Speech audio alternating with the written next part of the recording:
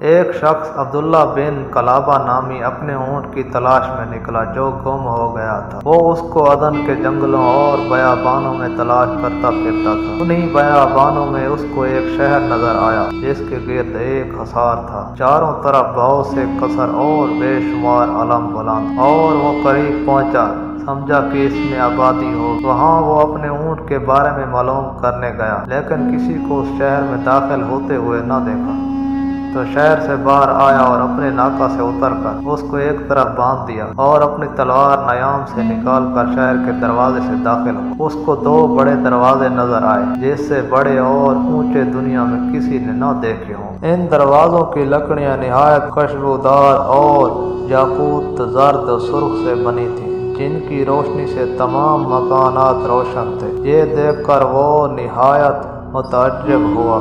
پھر اس نے ایک دروازہ کھولا اور اندر داخل ہوا۔ اس میں بھی ایک شہر دیکھا جو بے مثل و بے نظیر تھا۔ اس میں ایسے قصر نظر آئے جن کے ستون زبرجد اور یاقوت سرخ سے بنائے گئے تھے۔ ہر قصر کے اوپر کھڑکیاں تھیں اور ہر کھڑکی کے اوپر ایک دوسری کھڑکی تھی۔ وہ سب سونے، چاندی، یاقوت اور زبرجد سے بنی ہوئی تھی۔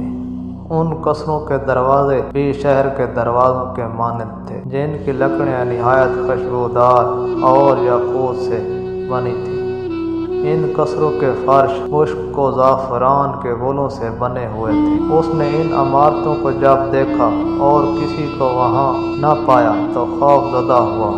ان قصروں کے چاروں طرف کیاریاں تھیں جن میں درخت لگے ہوئے تھے اور ان میں پھل لٹک رہے۔ ان کے نیچے نہریں جاری تھیں۔ اس نے گمان کیا کہ شاید وہی بہشت ہے جس کا خدا نے نیکوں کے لیے وعدہ کیا ہے۔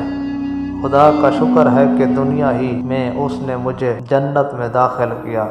پھر اس نے مروارید، مشک اور زعفران کے گلوں سے جس قدر کے لے سکتا تھا لے لیا، لیکن زبرجد و یاقوت کا کوئی دانہ نہ اٹھا سکا، اور باہر آیا اور اپنے ناکہ پر سوار ہو کر جس رستے سے آیا تھا واپس ہو کر یمن میں پہنچا۔ وہاں ان مروارید، زعفران و مشک کی گولیوں کو دکھایا اور جو کچھ دیکھا تھا بیان کیا، اور ان موتیوں کو فروخت کیا جو کہ امتداد زمانہ کے سبب زرد و متغیر ہو گئے تھے۔ یہ خبر مشہور ہوئی اور معاویہ تک پہنچ، تو اس نے وائسنا کے پاس قاصد بھیجا کہ اس شخص کو میرے پاس بھیجو۔ چنانچہ وہ شخص معاویہ کے پاس آیا۔ اس نے اس کو تنہائی میں بلا کر حالات دریافت۔ اس نے معاویہ سے کل واقعہ بیان کیا۔ معاویہ نے کعب الاحبار کو بلایا اور پوچھا، کیا تو نے سنا یا کتابوں میں دیکھا ہے کہ دنیا میں کوئی ایسا شہر ہے جو سونے اور چاندی سے بنایا گیا، جس کے ستون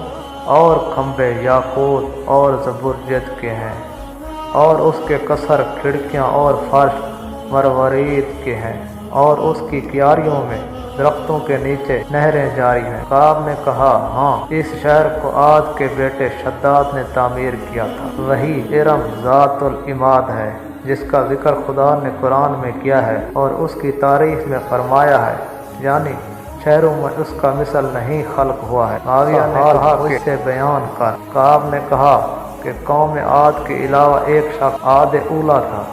اس کے دو پسر تھے، ایک کا نام شداد، دوسرے کا نام شدید تھا۔ جب عاد مر گیا تو اس کے یہ دونوں بیٹے بادشاہ ہوئے اور شدت کے ساتھ غلبہ حاصل کیا، یہاں تک کہ اہل مشرق و مغرب سب نے ان کی اطاعت کی۔ شاید شدید پہلے مر گیا اور شداد الا نزا تمام دنیا کی بادشاہی میں مستقل ہوا۔ وہ کتابوں کے پڑھنے میں نہایت حریص تھا۔ جب وہ بہشت کا ذکر سنتا تھا کہ اس میں یاقوت و زبرجد و مروارید کی عمارتیں ہیں، تو چاہتا تھا کہ دنیا میں بھی مثل خدا کے مقابلے میں ایک بہشت بنائے۔ غرض 100 آدمیوں کو اس بہشت کے بنانے پر معمور، اور اس میں سے ہر ایک عدد کو 1000 آدمی مقرر کیے، اور کہا کہ جا کر ایک بہت بہتر اور دائیں اور تمام بیابانوں سے شادہ میدان تلاش کرو، اور اس میں میرے لیے ایک شہر سونے، چاندی، یاقوت و زبرجد اور مروارید کا تیار کرو۔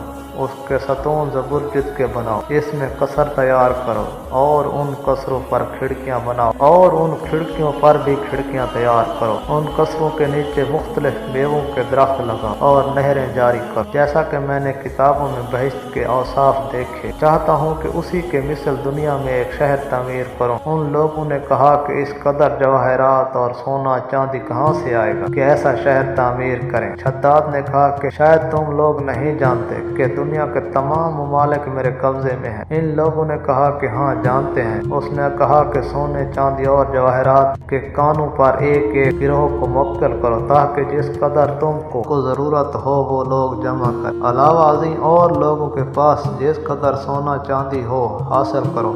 چنانچہ اس غرض کے لیے بادشاہان مغرب و مشرق کو فرمان لکھے گئے اور لوگ 10 سال تک جواہرات جمع کرتے رہے۔ پھر 300 سال کی مدت میں وہ شہر تیار کیا گیا۔ شداد کی عمر 900 سال۔ لوگوں نے اس کو اطلاع دی کہ ہم بہشت کی تعمیر سے فارغ ہو گئے ہیں، تو اس نے کہا کہ اس کے گرد ایک حصار تیار کرو اور اس حصار کے چاروں طرف ہزاروں قصر بناؤ اور ہر قصر کے پاس ہزار ہزار علم نصب کرو، کیونکہ ہر قصر میں میرا ایک وزیر ساکن ہوگا۔ یہ سن کر وہ لوگ واپس گئے اور اس کی خواہش کے مطابق سب کچھ تیار کر کے اس کے پاس واپس آئے اور اطلاع دی کہ سب کچھ تعمیر کر چکے۔ تب اس نے حکم دیا لوگ ارم ذات العماد چلنے کی تیاری کریں، تو لوگ 10 سال تک سامان سفر تیار کرتے رہے۔ پھر شداد اپنے لشکر اور رعایا کے ساتھ روانہ ہوا۔ جب اس ارم کے قریب پہنچا اور ایک شب کی مسافت باقی رہ گئی، حق تعالیٰ نے اس پر اور اس کے ساتھیوں پر آسمان سے ایک آواز بھیجی جس کو سن کر سب کے سب